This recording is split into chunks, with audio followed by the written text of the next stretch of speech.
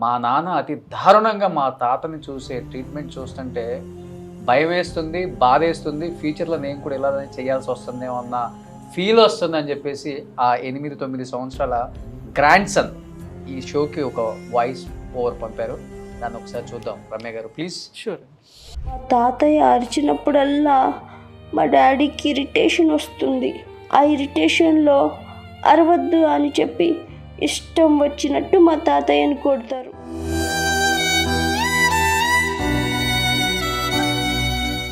కొట్టిన తర్వాత మా తాతయ్య ఏం మాట్లాడు, ఏడుస్తూ పడుకుంటాడు.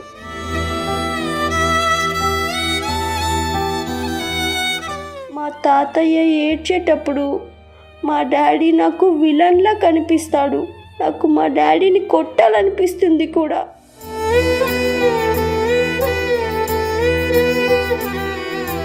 మా తాతయ్యని మా డాడీ కొట్టకుండా ఉండాలంటే నేనేం చేయాలి?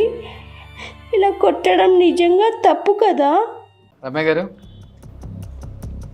ఎపిసోడ్ కట్ చేయండి సార్. డాగ్ని కానీ దేనన్నా ఇంకా పెట్లాగా పెంచుకుంటున్న సొసైటీలో ఉన్నప్పుడు మనిషిని మాత్రం అంతకంటే హీనంగా చూస్తాను. కోడలు అలా చేస్తుంటే కొడుకు 4 పీకెరా నీ భార్యకి చెప్పు మామగారిని బాగా చూడమని, లేదా పనోళ్ళని పెట్టు నీ ఆవిడ చూడకపోతే అనొచ్చు.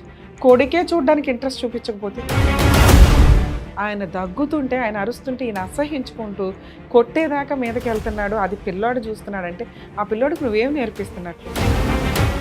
ఎందుకు ఇంత హీనంగా మానవతా సంబంధాలు విలువలే లేకుండా బిహేవ్ చేస్తున్నాడు? ప్లీజ్ మోరల్స్ ఎథిక్స్తో పిల్లల్ని పెంచండి. పెంచని చేతకపోతే మానేయండి.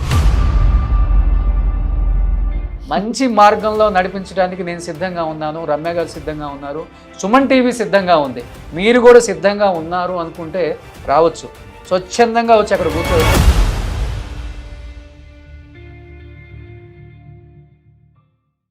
Hi hello, welcome to Suman TV, welcome to our show family values.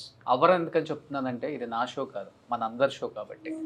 ఎందుకంటే మనకి పూర్వం చెప్పేవాళ్ళు పెద్దవాళ్ళందరూ కూడా, ఆవు వచ్చి చేలో మేస్తే దూడొచ్చి గట్టిని మేస్తుందా అని. అది ఒకప్పుడు. కానీ ఇప్పుడు ఆవు వచ్చి చేలో మేస్తే దూడ కూడా చేలోనే మేస్తుంది. అంటే మనం పిల్లలు. ఎందుకంటే మనం పేరెంట్స్కి వాల్యూ ఇవ్వటం మానేసాం, పేరెంట్స్ని చూసుకోవటం మానేసాం. పేరెంట్స్ ఆరోగ్యం బాగోలేకపోయినా కానీ రేపు వెళ్దాం, ఎల్లుండి వెళ్దాం, నెక్స్ట్ మంత్ వెళ్దాం అని పోస్ట్ పోన్ చేయడం కూడా చూస్తున్నాం. కానీ వాళ్ళ ఆరోగ్యాలు బాగోలేక ఇంట్లో ఒక కేర్ టేకర్ని పెట్టి చేయించే పేరెంట్స్ని అంటే కిడ్స్ని చూస్తున్నాం. వాళ్ళని భారంగా ఫీల్ అయ్యే పిల్లలను కూడా చూస్తున్నాం. కానీ మీరు ఎప్పుడైతే ఇలా చేస్తారో మీ పిల్లల మైండ్లో కూడా అదే పడుతుంది. అదేంటి మా అమ్మ మా నాన్న, వాళ్ళ అమ్మ తీసేయండి, వాళ్ళ నాన్న అంటే నాన్న అనేవాడు హీరో ఏ ఇంట్లో అయినా. కానీ మా నాన్న ఏంటి మా తాతయ్యని మా అమ్మమ్మని ఇంత భారంగా ఫీల్ అవుతున్నాడు. రేపు నేను కూడా మా నాన్న ఇలానే కదా ఫీల్ అవ్వాల్సిందే, ఇంతే కదా చేయాల్సింది నేను కూడా అనేది. ఎందుకంటే పిల్లలకి మనం ఏం నేర్పిస్తామో పిల్లలు పెద్ద అయ్యేటప్పుడు ఏదైతే నేర్చుకుంటారో పెద్ద అయ్యాక కూడా అదే ఫాలో అవుతారు. అది రేపు నీ విషయంలో కూడా ఫాలో అవుతాడన్నా, గుర్తుపెట్టుకోండి. డెఫినెట్గా మొత్తం టెక్నాలజీ మారిపోయింది, కానీ మీ పిల్లల మైండ్ సెట్ అయితే మారదు. మీ పిల్లలు కూడా మనం ఏం చేస్తే అదే చేస్తారు. ఇప్పుడు ఈ ఫ్యామిలీ వాల్యూస్ షోకి ఒక తండ్రి పంపలేదు, ఒక కొడుకు పంపలేదు, ఒక కూతురు పంపలేదు, ఒక కోడలు పంపలేదు. మా నాన్న అతి దారుణంగా మా తాతని చూసే ట్రీట్మెంట్ చూస్తుంటే భయం వేస్తుంది, బాధేస్తుంది. ఫ్యూచర్లో నేను కూడా ఇలా చేయాల్సి వస్తుందేమో అన్న ఫీల్ వస్తుంది అని చెప్పేసి ఆ 8-9 సంవత్సరాల గ్రాండ్ సన్ ఈ షోకి ఒక వాయిస్ ఓవర్ పంపారు. దాన్ని ఒకసారి చూద్దాం. రమ్య గారు ప్లీజ్. సార్, యాక్చువల్గా మన సుమన్ టీవీలో చాలా ప్రోగ్రామ్స్ నడుస్తుంటే కొత్త ప్రోగ్రామ్ స్టార్ట్ చేశారు ఫ్యామిలీ వాల్యూస్ అని. సుమన్ గారిని అడిగితే, సార్ ఎందుకు సార్ ఆల్రెడీ ఎక్కడ అంటే, మేడం మనం సర్వీస్ చేయటం వేరు, మనం సలహాలు ఇవ్వటం వేరు. వాళ్ళ ప్రాబ్లమ్ని వాళ్ళే సాల్వ్ చేసుకోవడానికి ఒక హాట్ సీట్లో కూర్చొని వాళ్ళ వాయిస్ రేస్ చేస్తే ఎలా ఉంటుంది. అవును. సో ఇక్కడ ఈ ప్రోగ్రామ్ యొక్క ముఖ్య ఉద్దేశం మేము టీమ్గా మీ వెనకాల ఉండడమే కాదండి, మీ ప్రాబ్లమ్ని సాల్వ్ చేసుకోవడానికి మిమ్మల్నే ఒక ఆయుధంగా రెడీ చేయటమే ఫ్యామిలీ వాల్యూస్ యొక్క ముఖ్య ఉద్దేశం. ఈ ప్రోగ్రాంలో మీరు వచ్చి ఈ సీట్లో కూర్చొని ఈ ప్రాబ్లమ్ని ఎట్లా సాల్వ్ చేయాలనుకుంటున్నారో మీ వాయిస్ రూపంలో మీరు చెప్తే మా వంతు ప్రయత్నంగా మేము హెల్ప్ అయితే చేస్తాం.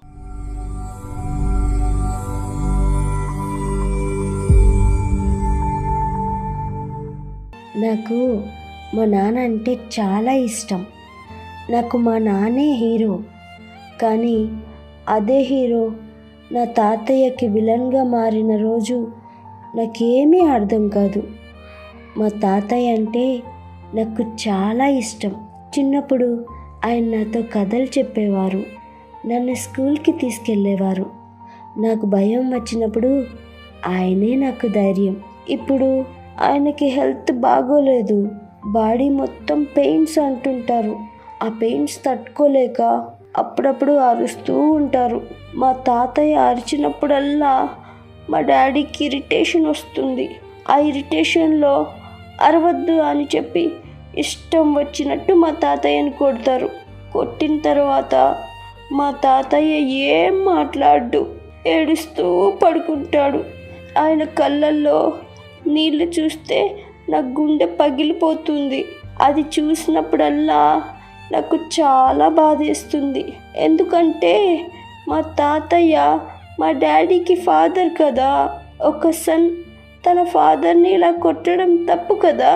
మా తాతయ్య ఏడ్చేటప్పుడు మా డాడీ నాకు విలన్లా కనిపిస్తాడు. నాకు మా డాడీని కొట్టాలనిపిస్తుంది కూడా, కానీ నేను చిన్నపిల్లని కదా, ఏం చేయాలో నాకు తెలియదు.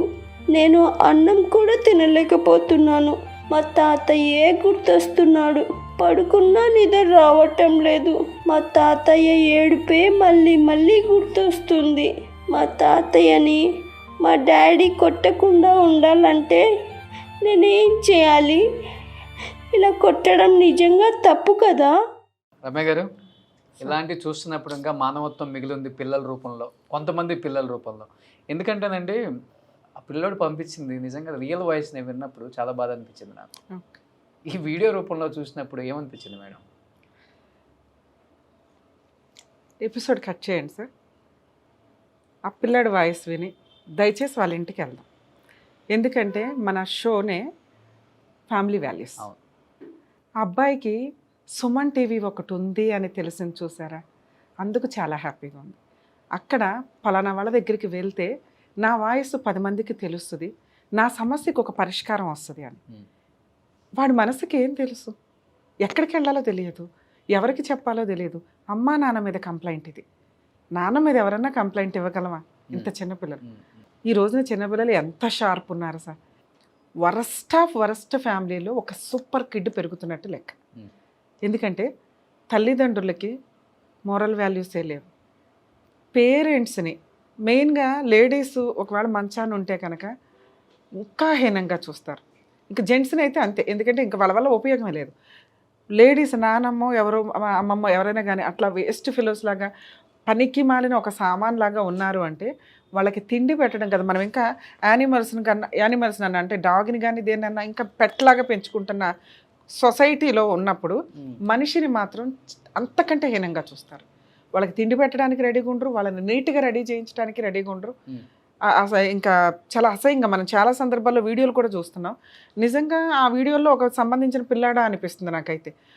అలా కూడా మనుషులు ఈరోజు బతుకుతున్నారని నిజంగా మీరు చూడలేకపోతే గవర్నమెంట్కి సంబంధించిన ఎన్జిఓస్ కొన్ని ఉంటాయి, వాళ్ళకి ఫోన్ చేసి వీళ్ళని పడేసినా కూడా మళ్ళాంటి వాళ్ళు ఎవరో హెల్ప్ చేస్తూ ఆ ఫండ్ తోటి వాళ్ళు బతుకుతూ ఉంటారు.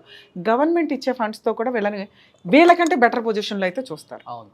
అలాంటి ఒక ఫ్యామిలీలో ఆ తండ్రి ఈ కొడుకుని పెంచి చదివించి పెళ్లి చేసి ఒక కుటుంబాన్ని ఇస్తే ఇంత దారుణంగా పిల్లాడు చూస్తూ ఉండగా, అంటే ఈరోజు ఒక్కరోజే చూస్తుండగా పిల్లాడు మన దాకా వాడు రీచ్ అయ్యాడంటే రోజు రెగ్యులర్గా జరుగుతున్న ఇన్సిడెంట్లు అవి.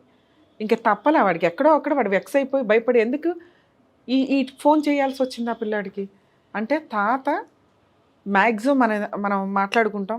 ఒక స్టేజ్ వచ్చిన తర్వాత కొడుకు కోడలు వీళ్ళెవరో టైం స్పెండ్ చేయరు కాబట్టి వాళ్ళ లైఫ్ అంతా పిల్లలు మనవాళ్ళు మనవరాళ్ళ మీదే ఉంటుంది. వీళ్ళని స్కూల్కి తీసుకెళ్ళడం, గేమ్స్కి తీసుకెళ్ళడం, స్విమ్మింగ్ పూల్కి తీసుకెళ్ళడం, తీసుకురావడం, అది ఒక డైలీ వర్క్ లాగా అయిపోద్ది. అంటే నా అవసరం ఈ కుటుంబానికి ఉంది, నేను నేను ఉనికిని చాటుకోవడానికి వీళ్ళు చేసే సర్వీసు, వీళ్ళు చేసే పని యూజ్ అవుతూ ఉంటుంది. ఆ పనితో పాటు బాండింగ్, పిల్లడితో టైం ఎవరు స్పెండ్ చేస్తున్నారు? తాతయ్య స్పెండ్ చేస్తున్నాడు. స్పెండ్ చేస్తున్నప్పుడు వాళ్ళిద్దరి మధ్య ఒక బాండింగ్ ఉంటుంది. మనకి ఒకప్పుడు ఉన్నట్లే, ఆ తండ్రికి ఒకప్పుడు ఉన్నట్లే. కానీ ఎందుకు ఇంత హీనంగా మానవతా సంబంధాలు విలువలే లేకుండా బిహేవ్ చేస్తున్నారు? కొడుకు చూస్తున్నాడు, రేపటి రోజున ఇతను నాన్నని గౌరవంగా చూసుకుంటేనే అక్కడ కోడలు అంది అన్నా కూడా మనం అసహించుకుంటాం ఓ పక్కన. ఏదేంటి మనిషివా పశువా, ఆయన ఆస్తి తిన్నావు, ఆయన ఇది తిన్నావు, మనిషిని చూడలేకపోతే అట్లా అని. కొడుకు అనేసరికి ఇంకొంచెం ఎలా మాట్లాడాలో కూడా అర్థం కావట్లే. సొంత కొడుకు, కోడలు అలా చేస్తుంటే కొడుకు 4 పీకెరా నీ భార్యకి చెప్పు మామగారిని బాగా చూడమని, లేదా పనోళ్ళని పెట్టు నీ ఆవిడ చూడకపోతే అనొచ్చు. కొడుకే చూడడానికి ఇంట్రెస్ట్ చూపించకపోతే, చూడకపోయినా పర్వాలా, ఆయన దగ్గుతుంటే ఆయన అరుస్తుంటే ఈయన అసహించుకుంటూ కొట్టేదాకా మీదకి వెళ్తున్నాడు, అది పిల్లోడు చూస్తున్నాడంటే ఆ పిల్లోడికి నువ్వేం నేర్పిస్తున్నట్లు? మనం కూర్చొని మాట్లాడుకోవాలా సార్? మనం ఖచ్చితంగా ఆ పిల్లోడితో మాట్లాడాలి, ఫోన్ కాల్లో కానీ లేదా డైరెక్ట్. ఎందుకంటే ఫోన్ కాల్లో మాట్లాడితే మళ్ళీ వాళ్ళకే తెలుస్తుంది. ఈ రోజున టెక్నాలజీ వల్ల ఆ పిల్లోడు ఏదో ఒక డేర్ స్టెప్ వేసేసాడు, మేబీ ఎంతమంది ఇళ్లలో ఇది జరుగుతుందో మనకు తెలియదు కదా. ఇలాంటిది నిజంగా అవుట్పుట్ తీసుకొస్తే కనుక సచ్చినట్లు అట్లాంటి తండ్రులు నోరు మూసుకుంటారు. నిజంగా ఎవరైనా ఇట్లాంటివి ఉంటే దయచేసి మా ప్రోగ్రామ్కి కింద కామెంట్స్ రూపంలో పంపించండి, లేదా ఆడియో పంపించినా కూడా మేము రియాక్ట్ అవుతాం. రోషన్ గారు ఊరుకోరు, సుమన్ టీవీ ఊరుకోదు, సుమన్ గారు అసలు ఊరుకోరు. ఎందుకంటే మోరల్ వాల్యూస్కి, ఫ్యామిలీ వాల్యూస్కి ఎంతో కొంత మనవంతు ప్రయత్నం మనం చెయ్యాలన్న ఉద్దేశంతో ఈ ప్రోగ్రామ్ని ముందుకు తీసుకొని వెళ్తున్నాం. సరే, ఈ కేసులో తండ్రి పరిస్థితి ఏంటని మనం ఒకసారి చూడాలి. ఎందుకంటే ప్రాక్టికల్గా ఏదో పిల్లోడు వాయిస్ వినేసి మనం మాట్లాడడానికి, పిల్లోడు చూసింది నిజం. నిజానికి బ్యాక్గ్రౌండ్ ఏంటి? అక్కడ తాత అనే వ్యక్తి మంచం మీద పడుకొని ఉన్నాడు, ఆరోగ్యం బాగోలేదు. అతన్ని ప్రాపర్ మెడికేట్ జరుగుతుందా లేదా అని కూడా మనకు తెలియట్లా. ఎందుకంటే పిల్లాడికి అది తెలియదు. పిల్లాడికి ఏం కనిపించింది? నాన్న అరవటం, నాన్న తిట్టడం, ఇవి కనిపిస్తుంది. ఒక మనిషి యొక్క హ్యూమన్ రైట్ హెల్త్కి సంబంధించి మన ఆర్టికల్స్లో, కాన్స్టిట్యూషన్లో ఇతనికి బేసిక్ మెడికల్ కేర్ నడుస్తుందా లేదా అని చూడాల్సిన బాధ్యత ఉంది. నాన్న ఒకవేళ నువ్వు ఇది చూస్తుంటే మీ తాతకి ప్రాపర్గా మెడికల్ కేర్ నడుస్తుందా లేదా చూడండి, లేదా ఒకవేళ మేమే రాగలిగితే ఖచ్చితంగా మేము వస్తాం, రావడానికి 100% ప్రయత్నిస్తాం. ఇన్ కేసు నీకు కనుక మీ తాతకు మెడిసిన్ ఇస్తున్నారా లేదా అని అనిపించినా, లేదా మీ నాన్న ఇంకొకసారి మీ తాతని కొట్టడానికి ప్రయత్నించిన, మాకెట్లా ఒక ఆడియో పంపించావో 100కి ఒక్కసారి డైల్ చేయండి నాన్న. ఇంకొంచెం కంఫర్ట్లో మేము రీచ్ అయ్యే లోపు ఏ అన్యాయమైనా జరగడానికి అవకాశం ఉంది. సో ఎందుకంటే నీ ఇంట్లో రోజు రెగ్యులర్గా జరుగుతుంది. 30 ఏళ్ళు 40 ఏళ్ళు వచ్చిన నేను నాన్నకి నేను చెప్పలేను, 80 years ఉన్న నీకైతే నేను చెప్పగలుగుతున్నాను నాన్న. ఎందుకంటే మీ నాన్నకంటే నువ్వు 1000 రెట్లు బెటర్. అలాంటి కుటుంబంలో నీలాంటి ఒక వారసుడు ఉన్నందుకు నీ తాత చేసుకున్న పుణ్యం. మీ కుటుంబాల్లో కనీసం ఇలాంటి పిల్లోడు ఉండాలని మొక్కుకోండి దయచేసి. వాళ్ళ నాన్న లాంటి వాడు మాత్రం కాదు. ఎందుకంటే ఎంత మోరల్ వాల్యూస్తో పెంచినా పనికి మాలిన వాళ్ళు అలాగే తయారవుతారు. అలాంటి వాళ్ళకి మనం గడ్డి పెట్టి రోజు వెళ్ళి గడ్డి పెట్టినా కూడా తెలియదు. ఎప్పుడు తెలుస్తుంది? వాళ్ళు మంచాన పడ్డ రోజు తెలుస్తుంది. ఆ మహాతల్లి కోడలు ఏం చేస్తుందో నాకు అర్థమే కావట్లా. మీరు వేసుకుంటున్న పనిష్మెంటు ఈ రోజున పిల్లాడు చూస్తున్నాడు, పర్ఫెక్ట్ పనిష్మెంట్ పడాల్సిన రోజుకి ఖచ్చితంగా మీకు పడుతుంది. ఎందుకంటే మేము ఎవరం వచ్చి మీకు పనిష్ చేయవసరం. ఎవరైతే పనిష్ చేయాలో పైన దేవుడు, కింద కొడుకు చూస్తున్నాడు అంతే. కానీ ఇంకొకటి అండి, ఇప్పుడు పోలీసుల వల్ల ఎంత భయపడుతున్నారో ఈ సమాజం నేను చెప్పలేను, కానీ మీడియా వల్ల చాలా భయపడుతున్నారు. ఎందుకంటే లాస్ట్ 3-4 years నుంచి మీరు చూసుకుంటే డిజిటల్ మీడియా ప్రభావం ఎక్కువైపోయింది. అంటే మనం వెళ్తే కేసు పెడితే కేసు తీసుకుంటారా లేదా, తీసుకుంటే అది ముందుకు వెళ్తుందా లేదా, ఇన్ కేస్ అక్కడ కేసు పెట్టిన సంగతి కూడా ఎవరికి తెలియదు కదా, వీళ్ళు భయపడరు కదా. ఎందుకంటే అలాంటప్పుడు ఏం చేయాలి? మనం మీడియాను సహకరించాలి. వాళ్ళైతే ఒక 10-15 ఛానళ్ళల్లో ఉన్నట్లుగా మొత్తం వేసేస్తే సిగ్గుపోతుంది. 10 మంది చిచి మీ బతికిదా అని తిడతారు, లేకపోతే ఒక భయం వస్తుంది. రైట్. సరే, వీటి వల్ల చిన్నపిల్లలకు కూడా మీరు అన్నట్లుగా డిజిటల్ మీడియా ప్రభావం, ఒక వాయిస్ రికార్డ్ చేసి తన కింద స్క్రోల్ అవుతున్న నెంబర్కి పంపించగలిగాడు కదా, నిజంగా హ్యాట్సాప్ నాన్న. ఇలాంటి పిల్లలు ఎంతోమంది ఉన్నారు పాపం. వాళ్ళ బాధను ఎక్కడ చెప్పుకోలేక చెప్తే మళ్ళీ ఏమవుతుందో ఇంట్లో మళ్ళీ కొడతారు అని ఒక చిన్న భయం ఉంటుంది. నేను మళ్ళీ చెప్తున్నాను, ఈ ఫ్యామిలీ వాల్యూ షో చూస్తున్న ప్రతి ఒక్కరికి చెప్తున్నాను, నిజంగా మీ ఇంట్లో ప్రతి ఒక్కళ్ళ ఇంట్లో ఏదో ఒక ప్రాబ్లం ఉంటుంది. చిన్న ప్రాబ్లం గురించి నేను చెప్పను, చాలా పెద్ద ప్రాబ్లం ఉంటే కింద స్క్రోల్ అవుతున్న నెంబర్కి మీరు వీడియో రూపంలో కానీ వాయిస్ రూపంలో కానీ, లేకపోతే మాకు డేర్ ఉంది షోకి వచ్చి అక్కడ కూర్చొని మాట్లాడగలను అనుకుంటే అక్కడ కూర్చొని మీరు మాట్లాడవచ్చు. మీ ఫ్యామిలీలో మీరు మాట్లాడితే డెఫినెట్గా సొసైటీలో చూస్తే మా ఫాదర్లోనో మా అమ్మలోనో లేకపోతే మా వాళ్ళలో చేంజ్ వస్తుంది అనుకుంటే డెఫినెట్గా డేరున్న గుండెలు ఎన్నో ఉంటాయి. రండి, హ్యాపీగా అక్కడ కూర్చోండి, మీ ఫ్యామిలీలో ఉన్న ప్రాబ్లం మీరే మాట్లాడండి, మీ వాళ్ళకి మీరే బుద్ధి చెప్పండి. అప్పుడు సిగ్గు వస్తుంది, అప్పుడే సిగ్గు వస్తుంది సొసైటీకి. మేమిద్దరం కూర్చోవడం వల్ల, పోలీస్ శాఖకి వెళ్ళటం వల్ల ఎవ్వడు మారడు. ఎందుకు మారో తెలుసా?